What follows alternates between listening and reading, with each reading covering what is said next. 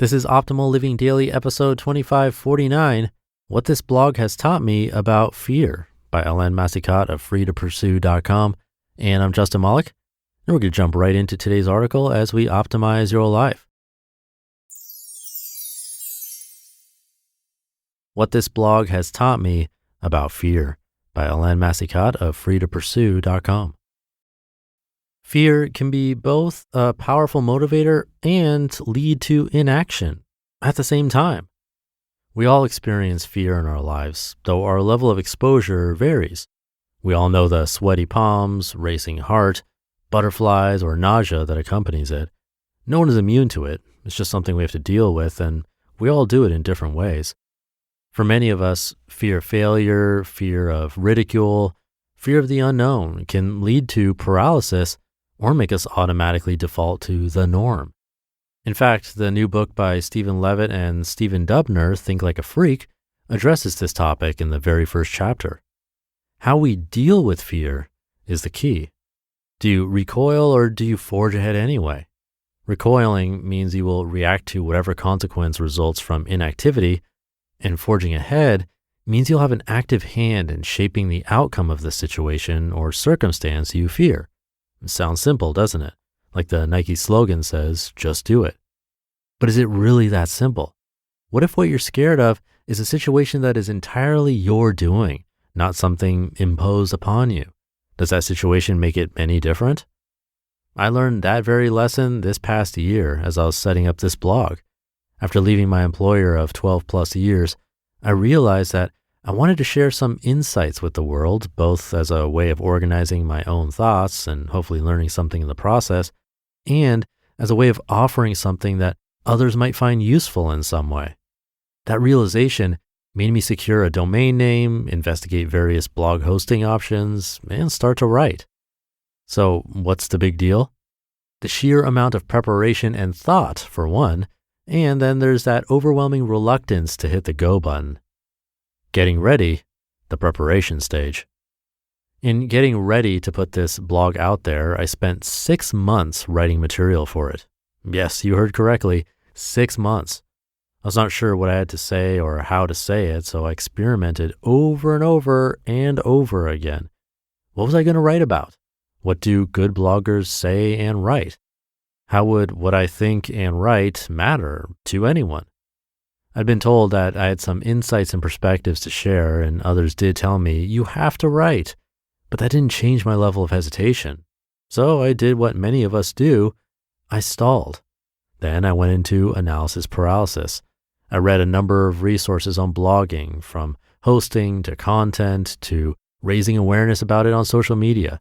I also read about successful writing strategies. I searched for images for the blog, Twitter, and Facebook platforms, searched for the perfect theme, only to leave these unimplemented until some unknown trigger would make me move to the next step. I needed my own proverbial kick in the butt. Hitting the go button. I finally gave myself some deadlines after dilly-dallying for some time, and some might call it ruminating. One of these deadlines was to get to 50,000 words written by year-end 2013. I thought that if I had this amount of material, then maybe I would feel that I had enough to say to justify ownership of a blog and the ability to call myself a writer.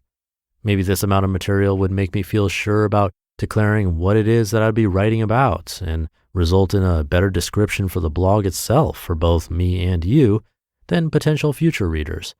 In short, the imposter syndrome was alive and well in me.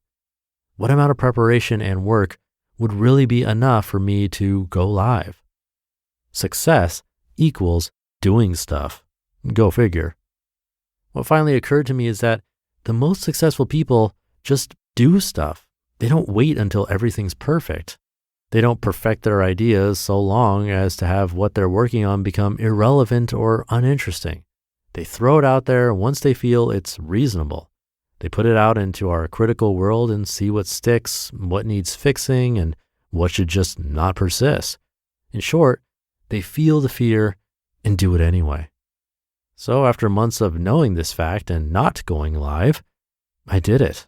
I threw my now ridiculous amount of caution to the wind and published my first words. That was almost to the day a full 6 months after writing the first words. Was that wait time justified? Part of it certainly, but definitely not all of it. The fear of failure did make me spend more time on the blog content than if I had not felt a certain responsibility to myself and to you, to your reader, to offer something of value that might be useful to you or someone else.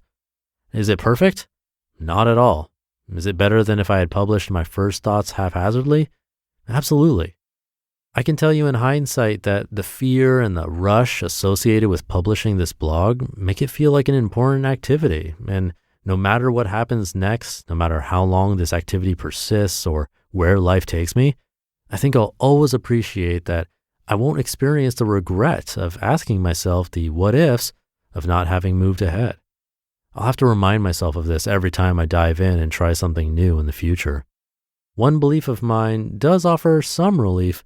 It can only get easier to keep trying new things. You just listened to the post titled, What This Blog Has Taught Me About Fear by Helene Massicotte of freetopursue.com. Thank you to Helene. At the very end, she said that it can only get easier to keep trying new things, and I'm going to have a post from Colin Wright pretty soon that talks about this, getting used to difficult things. And I thought that was a really interesting perspective, that fear can be both a powerful motivator and lead to inaction at the same time. It sounds counterintuitive and something I don't remember ever hearing before, but her example made perfect sense.